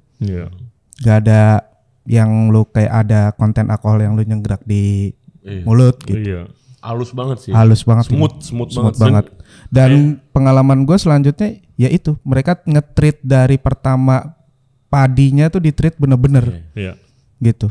Gak yang sembarangan gitu. Soalnya emang enak banget airnya guys. Sumpah. Kalau nyobain. Kita ditraktir makan 2 kali sama Mr. Yagisan. Pertama ramen, gue makan ramen. Dan ini kita dapat, kalau ini kita dapatnya konsep nih ya. Karena di jatuhnya kayak warungan aja sih ya. Jadi kayak kalau di kota kecil guys di Jepang, bukan di kota besar kayak Tokyo, Osaka, Kyoto ya. Di kota kecil tuh selalu ada satu konsep restoran jualan apapun, bahkan ada souvenir shopnya kecil. Terus dia spesialis makan siang, makan malam, ada bir, ada sake, ada highball, semuanya lengkap, one stop shop. Makanannya very classic, home cook gitu. Banget. Biasanya yang masak kakek-kakek nenek-nenek, dan itu setiap gua ke kota kecil di Jepang tuh selalu ada, dan kita ditraktir makan. Gue ingat Adri makan curry rice, super enak. Enak banget tuh curry rice. Best curry rice pakai miso merah kali ya itu. Soalnya gelap kan warnanya. Gyozanya aja enak banget tuh. Iya, gyozanya enak. Lu makan ramen. Gue makan ramen kalau nggak salah. Iya. Soyu ramen. Gua makan ramen usus. Biasanya sih sama ya, cuma beda biasanya topping sama, doang. iya beda topping. Enak. Dan kita dapat konsep seperti itu namanya shokudo. Iya, shokudo. Dan ada sashimi dan sushi juga di sana, dan kayak mungkin ini lebih tepat untuk representasi restoran Jepang di Jakarta gitu kan. Iya. Apa aja ada. Iya, apa aja ada gitu. Sushi, sashimi, ramen. Betul. Shokudo guys Obata. namanya gitu kan. Itu kita dapat di sini tuh. Dan setelah itu kita nanya, biasanya soalnya mau diajak ke hotel, terus kayak aduh masih jam 3-an tuh ya waktu itu, mau ngapain kita. Kalau di Joitsu pada ngapain? Diajak mancing. Itu juga si very mancing fun. tuh. It's very fun. Gerah guys, panas banget, kita mancing di pinggir laut. Tapi nggak segerah pantai di Jakarta Utara. Iya. Tapi lautnya biru. Actually kita dapat beberapa kayak 12 ikan lah kecil-kecil yang kita jadiin tempura. Bener. Malamnya dan enak kita banget. Gue tahu lagi ikannya apa kan kita apa kemarin. jadi smelt ya? Kan kaca piring. Oh. Ikan kaca piring kalau di Indo. Indo. Soalnya gue kemarin di supermarket lihat ikan kaca piring. Ya kecil banget sih ikannya. Iya kecil. Fun. Adri mancing. Ya kan? Dapat sekali. Tapi lu dapat ikan yang itu yang nempel kan? Iya. Ikan lengket. Itu gua nggak tahu ikan apa. Sapu-sapu. Kayak soalnya susah banget buat dicopotin. Sama dipotong juga, dijadiin tempura juga. It's very fun. Kita mancing tuh sampai sore, begitu rame kita cabut kan ke hotel. Terus ternyata di hotel kita nginep di hotel tradisional Japanese Inn gitu lah ya. Japanese Inn. Nggak ada kamar mandi, kamar mandinya public, tidurnya enggak, kita ranjang. Ranjang. Kita ranjang. Lu tatami. Dan dijamu lagi. Benar. Itu luar biasa, itu mah feast lah. Kayak kita kayak raja. Dapat kesempatan makan. Iya. Kani. Kita makan pertama, wah disajin deh guys, meja panjang, makanan dari ada kepiting yang Itu kalau di Jakarta nggak kebeli dah kalau ada di menu. Japanese pickle ya kemarin tuh banyak banget. Iya, Japanese pickle banyak. Terus ada katsuo sashimi. Katsuo sashimi yang udah di-grill tuh sampingnya itu enak banget. Sea pineapple. Sea pineapple sih. Pertama kali juga makan sea pineapple ya. Itu ya gue kurang doyan sih guys. Rasanya it's very irony banget. Iron besi banyak banget. Besi. Bukannya nggak enak ya, tapi beda aja. Terus katsuonya enak banget tuh, tongkolnya. Terus kayak selected pickles gitu. Selected pickles banyak, rumput laut yang sangat nggak enak. Terus Adri diisengin sama Wiro suruh makan. itu nggak enak, gue nggak cocok juga tuh. Rumput laut aneh. Tapi emang beda ya, maksudnya kayak pas kita makan malam, makan pagi pun kita juga tetap dapat selected of. Ya, pickles and seaweed menarik banget ya. Semua selalu pickles, side of miso soup biasa kalau breakfast ya kan. Nasinya pun enak banget ya. Ternyata nasinya dari Kishida Farm. Dari Kishida Farm.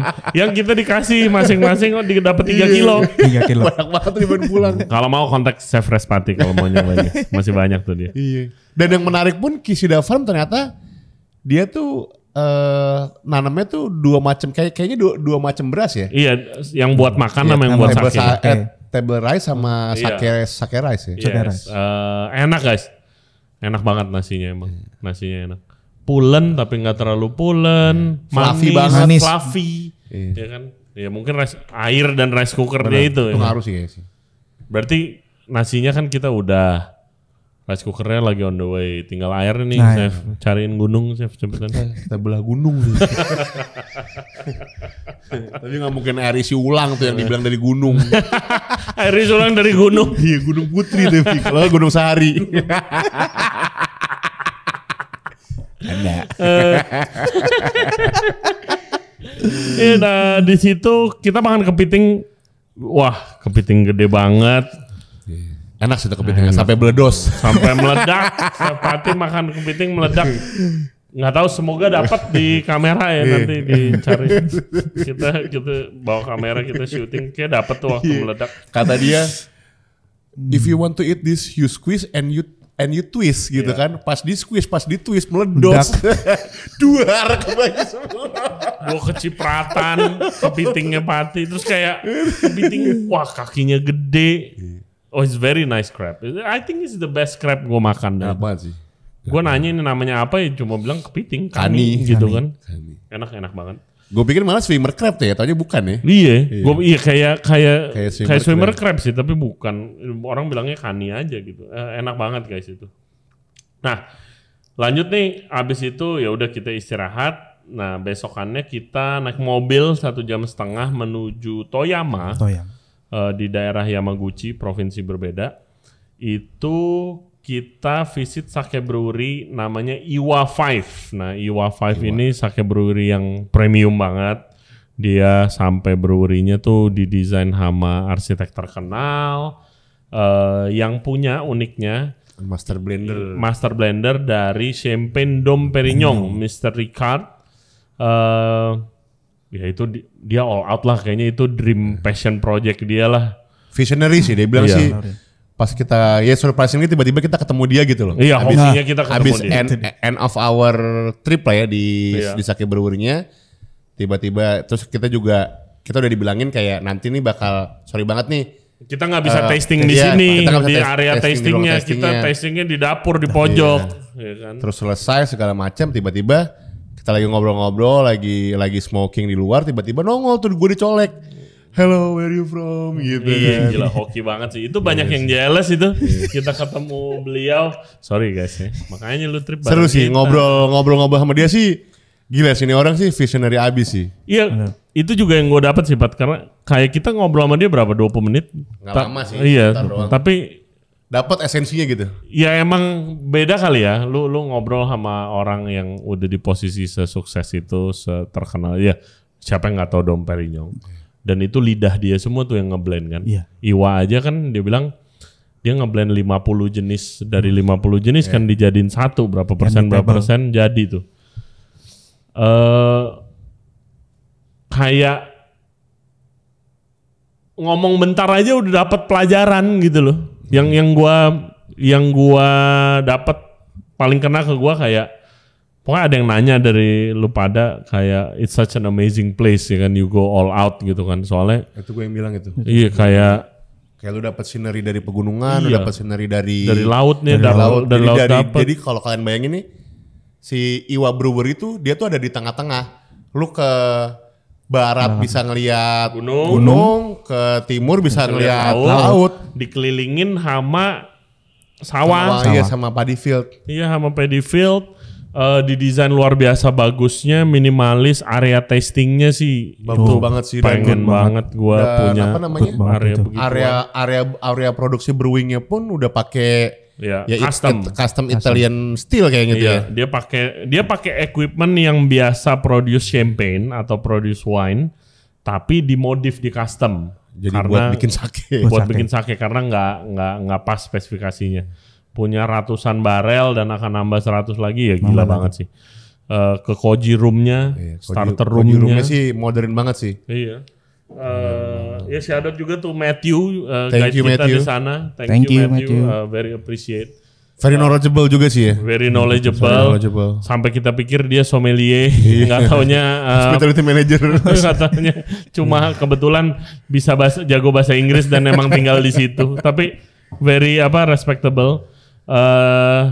Dia nggak enak sama kita karena kita di dapur dan nggak boleh lama-lama karena ada si doi kan mau datang katanya malah ngobrol. Dan waktu lu bilang kan Pat, kayak lu go all out nih tempat gitu kan, dimana kalau kita lihat pakai kacamata sebagai business owner ya ini kapan baliknya begini gitu kan. Kayak aiming lu apa kan gue tanya gitu. Iya, aim lu apa. Terus si Mr. Ricard nih bilang kayak yes, if you do a project with an accountant and finance, you get pebbles katanya. Jadi istilahnya kalau lu bikin proyek tapi lu kerjasamanya sama akuntan, lu keluarnya kerikil katanya. Kalau lu kerjasamanya sama visionary sama orang gila ya jadinya kayak gini. Iya, kalau lu if you work with crazy people ya crazy result gitu. Itu kayak kena banget sih di gue sih. Ya kan lu tau gue kan yang paling ini berapa nih. Dan taste dari Iwa sendiri pun juga menurut gue sih very amazing ya. It's very clean. Amazing, very clean. Terus kayak definisi produk yang it goes married well with the food gitu. Iya, karena kan emang dia kayaknya kalau nggak salah aimingnya ya buat. Iya, emang udah dari awal emang udah buat makan. Dan bukan makanan Jepang doang kan dia pairing kan. Jadi dia kan bilang ini gua mau cocok sama semua makanan. Itu susahnya, makanya dia nggak bisa sake tradisional banget kan. Benar. Rasanya sih ada elemen wine-nya sih jelas ya. Lebih fruity-nya ya. Iya, fruity-nya tuh keluar banget. Makanya gimana caranya? Jadi ini gue jelasin dulu guys. Kalau Iwa itu, ini correct me if I'm wrong kalau yang udah pernah tahu ke sana, tapi dia tuh kan dia bikin banyak banget sake, sekitar 50-an sake sendiri-sendiri. Ada yang berasnya beda dari satu, ada yang bakterinya beda berasnya sama, ada yang airnya beda, pokoknya 50 jenis lah. Di situ 50-50-nya dijembrengin di meja tasting itu. Terus si Mr. Ricard cobain tuh satu-satu, dia nosing, ya kan, dia nosing, dia tasting, dia nosing, dia tasting. Dari 50 itu digabung jadi satu sake. Misalnya 10% pakai sake A, 5% pakai sake B, 30% pakai sake X, gitu segala macam. Jadilah satu sake yang baru, blended sake. Itu yang ngebuat Iwa beda dari sake-sake yang lain.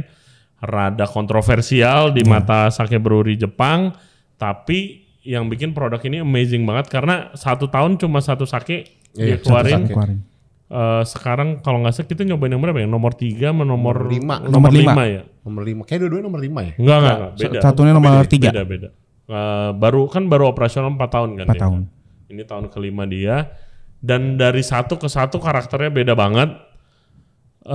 Tapi dari 50 itu jadi satu sake yang fruity-nya keluar. Itu menurut gua mind blowing sih. Mind blowing banget. Lu nggak bisa. Mind blowing banget. Itu nggak ada sekolahnya itu maksud gua. Nggak ada sekolahnya itu. Either lu bisa apa kagak ya gitu sih. Hah? Tergantung dari peletnya dia. Iya, peletnya udah jago banget itu. Dan yang kita kaget ya jatuhnya udah blended sake tuh ya. Iya, blended sake lah. Kayak wine blended nih sake. Tapi blended. Yang mirip itu yang pas kita nyobain yang kedua, yang kelima itu yang mirip banget wine. Iya, mirip banget. Dan itu juga yang gue kayak white wine sih ya. Iya. Nih, yang menurut gue mematahkan kayak oke, sake kalau buka harus dihabisin. Kita kan nyobain yang tahun kelima, which is tahun ini tuh, which is itu berarti winter kemarin dia produksinya kan jadinya tuh. Yang tahun ketiga berarti kan udah mau 3 tahun lalu, 2 atau 3 tahun lalu. Dan masih tes. Dan masih bisa, biarpun berubah rasanya beda, rasanya lebih kompleks, lebih berat, lebih dry. Tapi bisa toh? Bisa. Di aging bisa orang ada tahunnya kan, gitu. Ya itu menarik banget sih dan dia bilang dia sih mau ke Jakarta, ya kan. Makanya kita harus ada Iwa di bar. Kalau diajak nggak ada, malu lagi. Kalau datang langsung gantinya Iwa semua tuh. Tapi Jakarta juga udah banyak kan ya kalau nggak salah ya Iwa. Iwa udah ada di Jakarta guys. Tapi emang harganya sih premium. Tapi tempat kita kan bukan tempat premium. Kita mau menyajikan sake, emang kita pengen supaya sakenya jalan banget. Siapa tahu nanti kita bisa ada strategi lah gitu kan. Yang ngambil siapa lo tuh? Belum tahu. Iya, harus cari tahu. Dan ya semoga aja kita bisa menyajikan dan hopefully Mr. Richard and Matthew bisa visit kita. Bisa mampir ke outlet kita di Blok M nih. Luar biasa sih kalau itu kejadian sih. Ya, Iwa 5. Keberuntungan 2 kali berarti. Keberuntungan 2 kali ya kan. Di Iwa itu jadi kalau kalian mau visit, kalian harus dapat rekomendasi dari orang lain. Kita direkomendasi teman kita, Anne, thank you. Thank you, yang udah pernah ke sana. Dan abis itu dia minta profile lu dulu, di profiling dulu tapi background check ya. Background check. Jadi gue kirim waktu itu sih dengan gue jelasin dengan lisan per orang sama gue kasih link Instagram, ternyata dia approve, kita bisa visit gitu. Cukup beruntung berarti gitu ya? Cukup beruntung. Tapi belum bisa nginep tuh. Iya. Jadi ada kamarnya guys, spesial buat VIP. Secret. Iya. Tapi emang kalau dari pas kita ngobrol sama si Ricardo sendiri, kayak dia bilang kayak ya sekarang di Western World, even kayak fine dining restoran udah serving sake. Iya. Kayak dia bilang kayak levelnya di New York dan di Bulu udah ada sake. Terus Ripert ya Bernardin juga udah ada sake. Which is menurut kita jadi something kayak new trendnya bisa sake nih ternyata. Betul. Dan gitu. Dia bilang, gua nggak tahu ini dia bilang karena dia lagi jualan sake aja atau kayak dia bilang sake is the future guys. Jadi dia bilang kayak gitu kan. Iya, it's the drink of the future gitu. Ya kalau enggak ngapain dia bikin sake dong? Kalau dia kan orang pinter, orang visionary kan, nggak mungkin. Maksudnya ya kita di jalan yang benar lah mungkin ya. Amin. Sama yang paling penasaran ya selama trip sake brewery ya kayak, gue cukup yakin bisa dilakukan di Indonesia karena kita punya beras yang sangat banyak variannya gitu. Menurut gue bisa. Gosipnya itu katanya ada Yagisan yang bilang ke gua, owner dari Kubik ini, katanya dia kenal dia tahu satu brewery, dia dengar juga satu brewery yang mau produksi sake di Indonesia. Di Bali ya kemarin. Di Bali katanya, tapi nggak tahu siapa. Itu gosipnya guys. Itu bukan Julia yang ceritanya. Pak Yagisan. Yagisan yang gitu. Dari situ kita balik lagi ke Joetsu, kita balik lagi ke Tokyo. Habis itu sudah selesailah trip kita. Oke, Dri, apa yang lu dapat dari perjalanan lu? Yang kemarin yang gue dapat, yang experience itu, gue ke Sake Brewery yang mungkin akan susah lagi, bakal buat datang ke sana, apalagi sampai masuk ke dalamnya, ngelihat langsung alat-alatnya semua, dan gue datang ke spring waternya langsung yang ditunjukin sama dia dan dites. Itu sih yang pengalaman gue paling experience. Sama yang kedua bangunan yang pas di Iwa. Itu yang menurut gue megah banget. Kayu. Itu gila. Kayu yang dibakar tuh yang art apa namanya? Lupa lagi. Kayu dibakar. Yaki apa namanya? Yakimeshi. Bukan. Lupa gue. Soalnya gue pernah ngeliat itu di Instagram, ada salah satu metode yang orang Jepang pertahanin dari dulu. Kayu dibakar, jadi interior design. Nah itu gitu, sih guys. baru pertama gue ngeliat. Terus yang kedua, ya pengalaman gue tentang serving sake yang ternyata berbeda. yang biasa pakai tokuri, sake karaf, dan ternyata di sananya pakainya bowl gitu.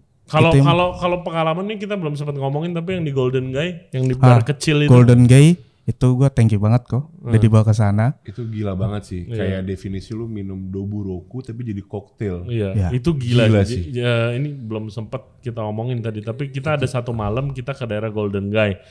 Which itu personal achievement buat gua karena ya kita bertiga ngonsepin Bura-Bura ini referensinya dari Golden Guy. Referensi inspirasi gua ke Golden Guy waktu itu.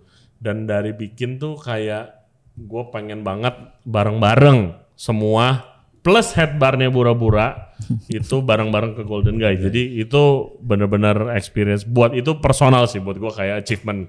Terus akhirnya nyampe dan dapat barnya pun minumannya enak banget. Enak banget. Dari banget. Apa? Thank you to Mickey lagi. Lemon sournya enak, Doburokunya enak, Doburokunya enak.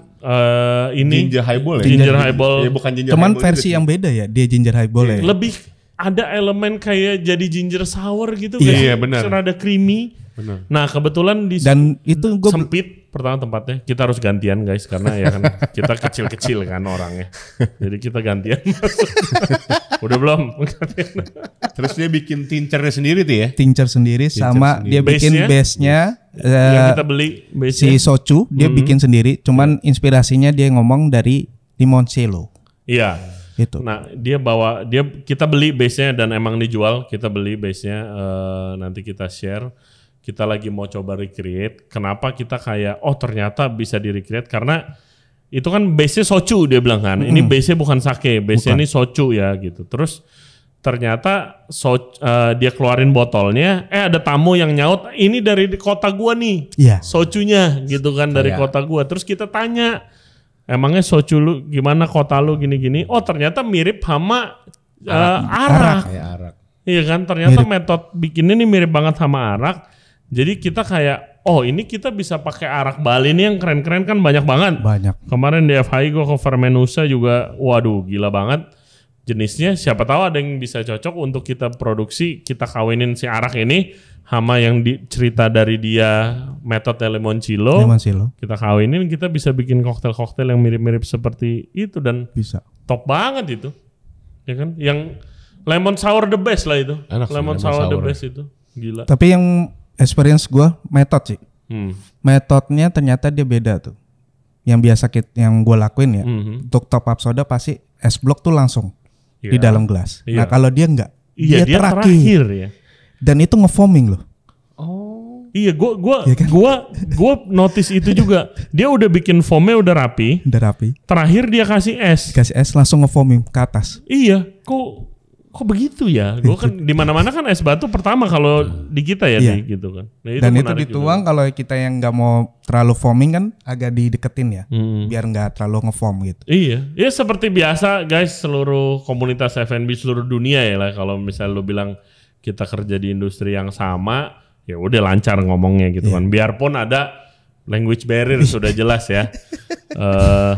Dan juga sama lah ya kayak di Indonesia juga kalau misalnya ini dari kota gua makanannya enak banget gimana pasti excited ngasih taunya kan.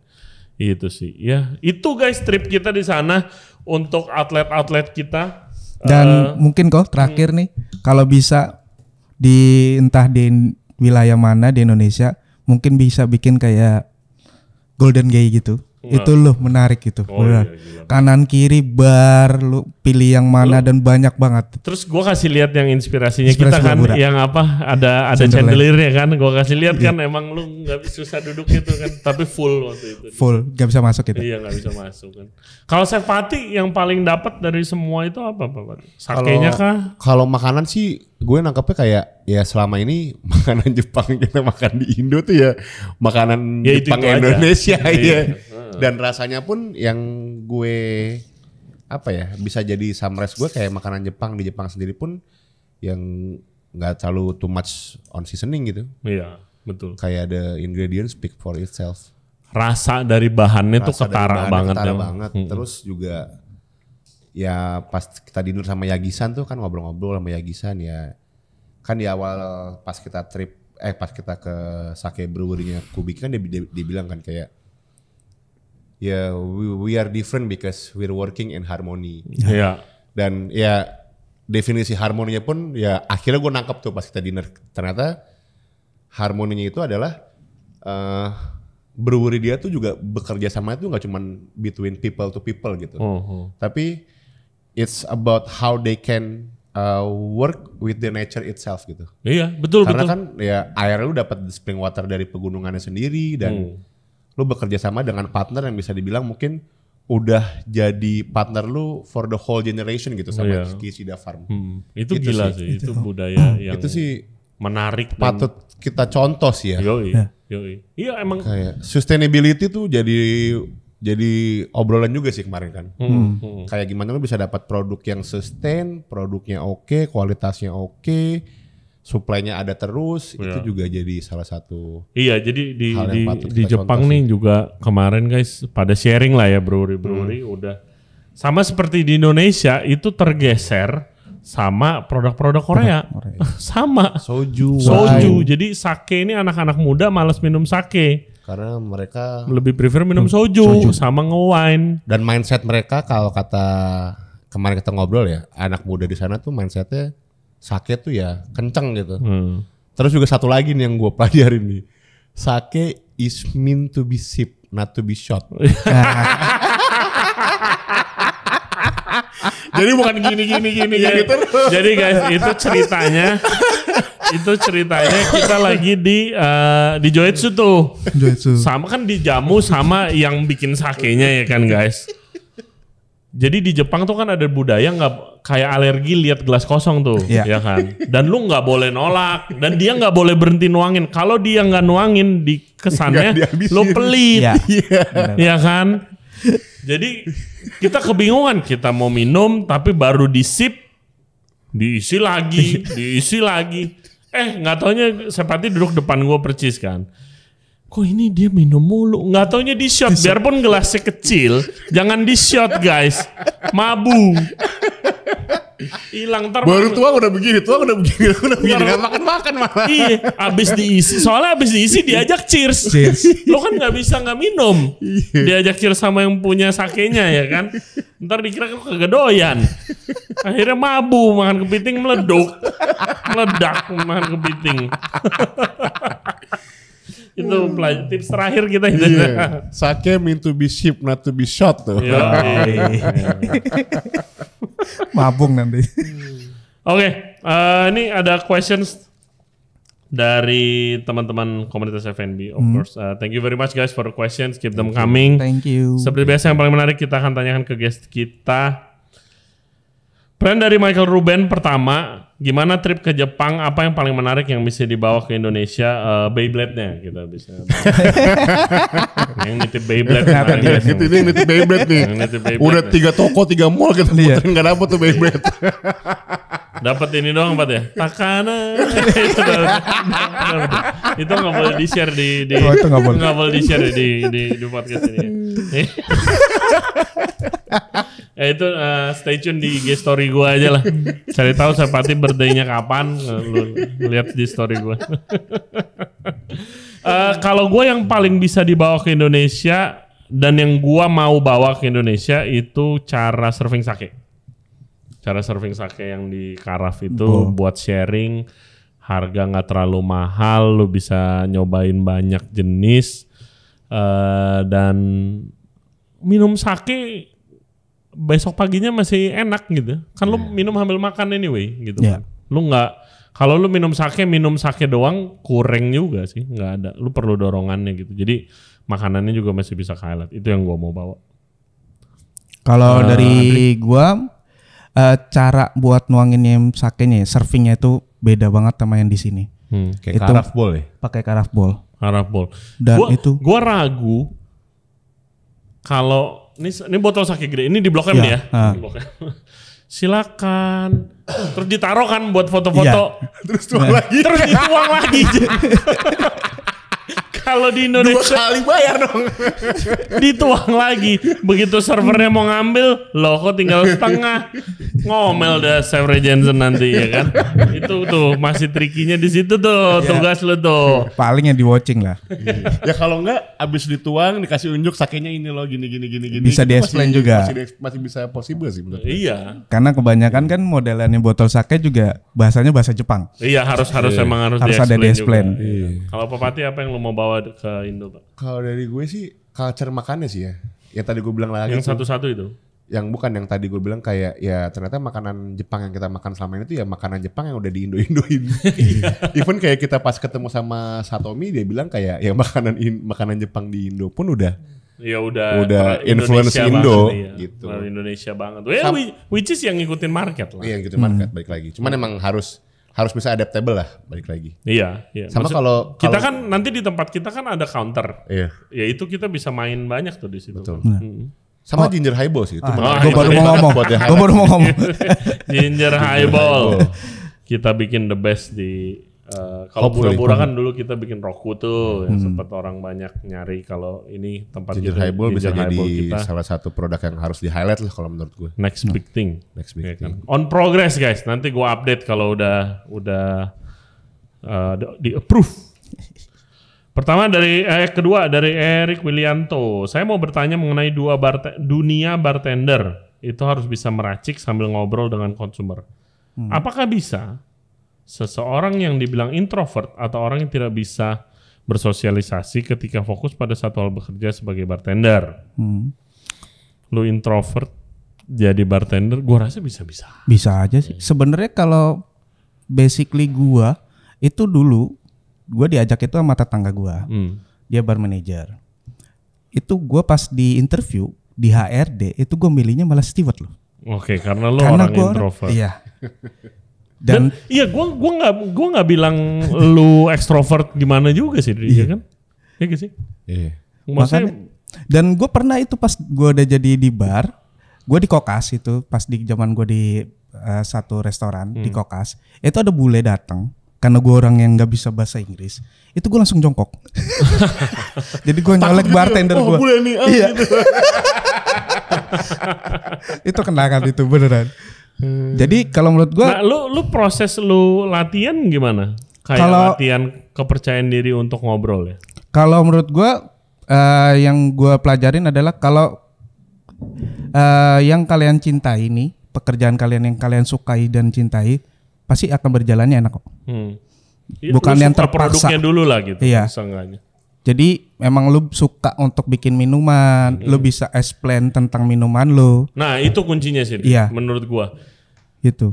Kalau lu mau ngomong, yang lebih penting dari kepercayaan diri, itu lu tahu apa yang lu ngomongin. Knowledge ya? Iya, knowledge. Kalau lu edukasi diri lu sendiri, belajar dengan niat, jadi lu tahu produknya ini koktail lu apa, atau bahannya, atau likernya. Lu jadi ada bahan omongan. Kalau lu pede tapi nyablak doang ya orang males juga. Nggak ada gunanya. Cuman yang kebanyakan yang gua temuin ya, kendala di F&B adalah mereka tidak tahu knowledge. Jadi mereka akan minder. Kalau ketemu tamu. Karena bragging aja gitu. Iya. Karena nggak tahu knowledge, jadi nggak berani ngomong. Iya. Betul. Dia bingung ntar, wah ini harus jelasin ini, wah nih, gua nggak tahu nih. Gitu. Iya. Gue ngobrol sama Kiki Mocha kan, very respected and senior bartender.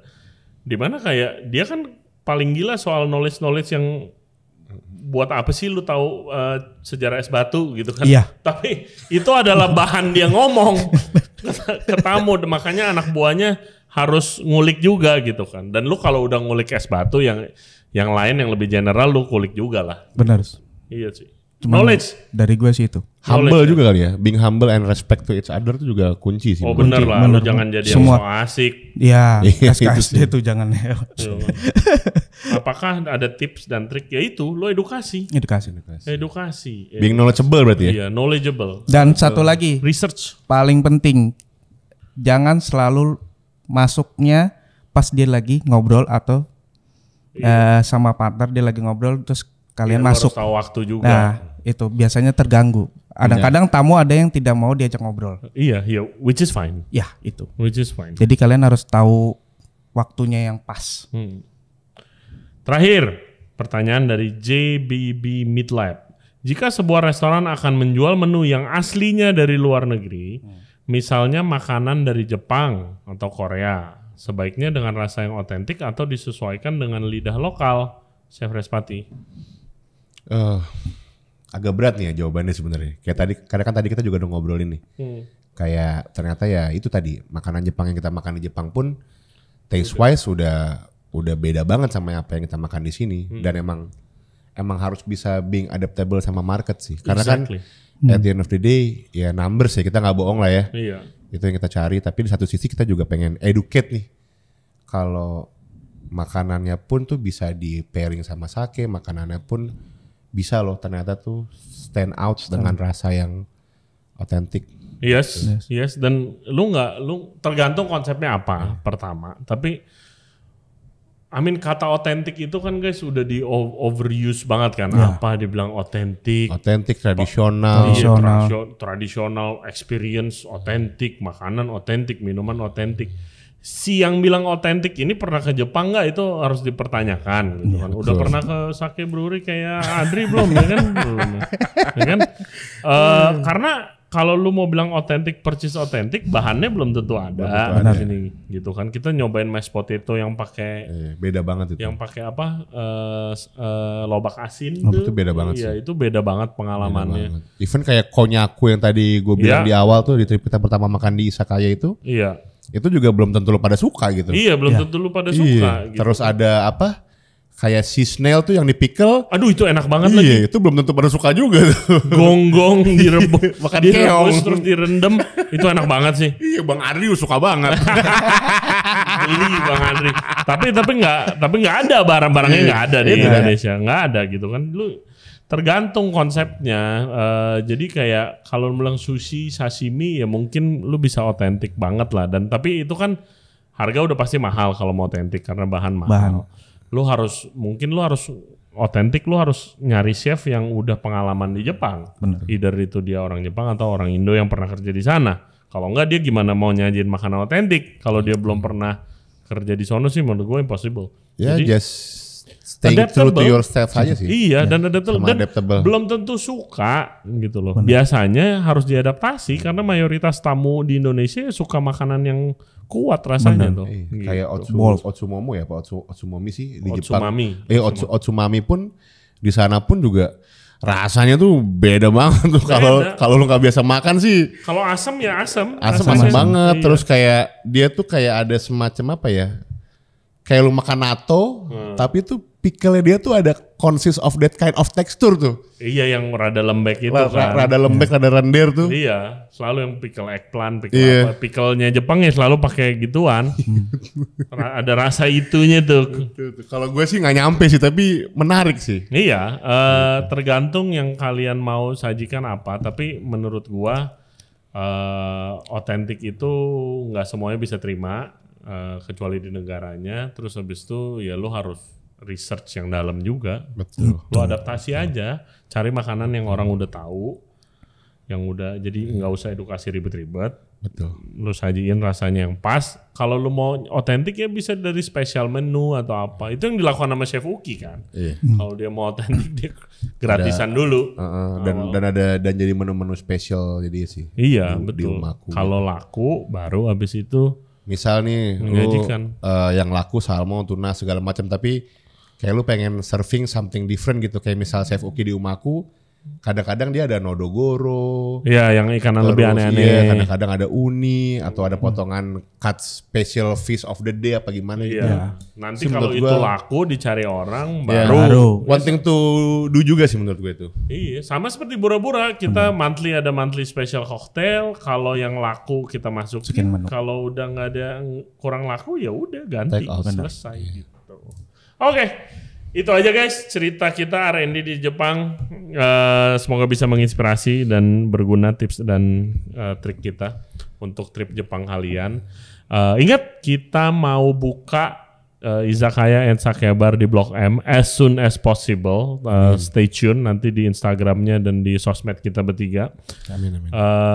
Sebelum kesana ya main dulu di Bura-Bura, minum koktail sama makan ramen. Ini instan ramen ya. Sosial media Bura-Bura ada di Bura-Bura Jakarta. Sosial media Adri Sabana. Ertamio ya kan, ya bisa ketemu kita kalau lagi di Bura-Bura, bisa nongkrong dan sharing juga di sana. Terima kasih buat yang udah nonton, yang udah dengerin episode kita kali ini. Thank you semua. Jangan lupa subscribe di Ray Jensen Radio Podcast di YouTube, Spotify, and all other podcast platform. Juga follow kita di Instagram dan di TikTok di Ray Jensen Radio. And see you next time. Thank you. Domo arigato gozaimashita. Domo arigato gozaimashita.